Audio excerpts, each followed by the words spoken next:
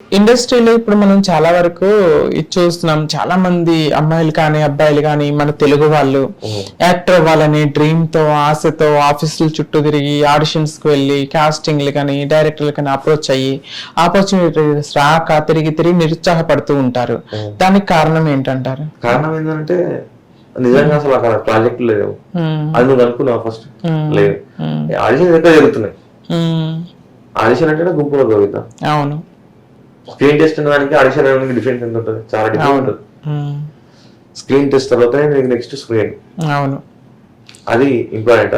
Audition అయిపోయిన తర్వాత screen test ఉంటుంది. ఆడిషన్ లో కూడా కొన్ని చూసింగ్స్ ఉంటాయి, మెయిన్ పార్ట్స్ అనేటివి.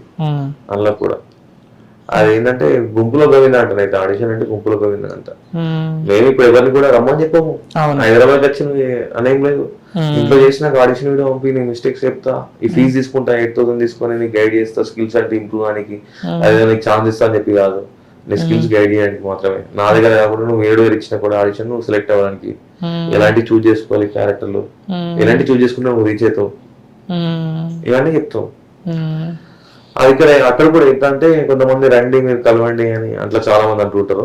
అక్కడ ఏమి ఉండదు. వాళ్ళు జర్నీ చేసి అన్ని చేసిన తర్వాత ఇక్కడ టైం పాస్ పిలిపించుకొని ఆడిషన్ చేస్తాం పంపిస్తాం మేము చెప్తామండి అప్డేట్ అంటారు. వాళ్ళు 1 year అయిపోతుంది, 2 years అయిపోతుంది.